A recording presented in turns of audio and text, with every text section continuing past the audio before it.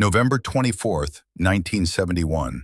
It was the day before Thanksgiving, one of the busiest travel days of the year in the United States. Across the country, airports buzzed with excitement as families prepared to reunite after months apart. Parents held their children's hands as they hurried through crowded terminals. Businessmen rushed to catch the last flights before the holiday. Soldiers returning home embraced loved ones waiting at arrival gates. Loudspeakers echoed through the airport, announcing departures and boarding calls, while the sound of rolling suitcases blended with conversations from every direction. To everyone at Portland International Airport, it felt like an ordinary afternoon. No one could have imagined that within a few hours, a routine flight lasting less than 30 minutes would become one of the most famous unsolved criminal cases in American history. Among the crowd walked a man who looked completely ordinary. He didn't attract attention. He wasn't running. He wasn't nervous.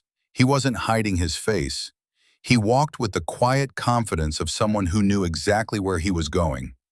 Witnesses would later describe him as being in his mid-40s, around 6 feet tall, with dark hair neatly combed and a calm, almost expressionless face.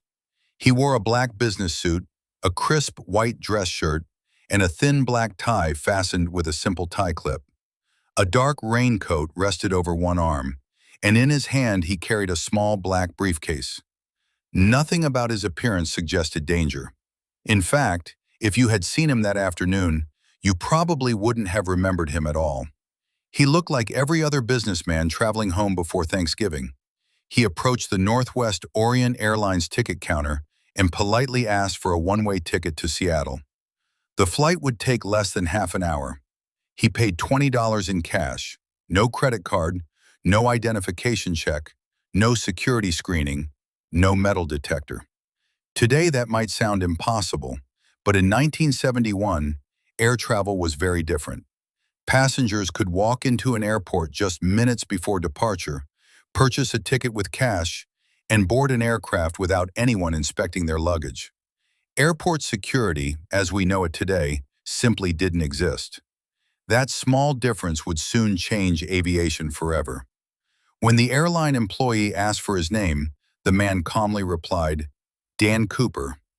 The ticket was printed. The transaction lasted only a few moments. The employee thanked him and wished him a pleasant flight. Neither of them knew that the name written on that ticket would soon appear in newspapers around the world. Ironically, the world wouldn't even remember it correctly. Because of an early reporting mistake, journalists accidentally published the name as D.B. Cooper. The error spread quickly. Within days, everyone was calling him D.B. Cooper. The nickname stuck, becoming one of the most recognizable names in American criminal history. Ticket in hand, Cooper walked toward the boarding gate with the same calm expression he had worn since entering the airport. He never looked over his shoulder. He never appeared rushed. There was no sign that he feared being watched. If anything, he looked remarkably comfortable. Perhaps that was what made him so unforgettable later. Not because he acted like a criminal, but because he didn't. Northwest Orient Flight 305 waited quietly on the tarmac. The aircraft was a Boeing 727, one of the most advanced passenger jets of its time.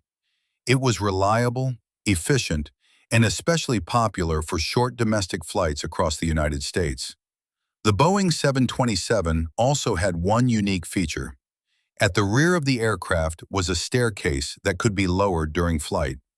At the time, it was considered a practical engineering design. No one imagined that this single feature would become central to one of the boldest disappearances in history. As passengers boarded the aircraft, flight attendants greeted each person with friendly smiles. Business travelers placed briefcases in the overhead compartments. Families helped children settle into their seats. Some passengers unfolded newspapers. Others gazed through the windows as baggage crews loaded the final suitcases. It felt like every other commercial flight. Cooper quietly found seat 18C near the back of the cabin. He carefully placed his briefcase beside him and removed his raincoat. A flight attendant approached and asked if he would like something to drink. He ordered a bourbon and soda. When the drink arrived, he thanked her politely. There was nothing unusual about the interaction. He wasn't rude. He wasn't demanding. He wasn't impatient. He simply sat back, lit a cigarette, which was perfectly legal on commercial flights at the time, and waited for the aircraft to depart. Around him, passengers chatted about holiday plans. Some discussed football games they planned to watch over Thanksgiving weekend. Others laughed as children pointed excitedly through the windows at other airplanes taxiing across the runway.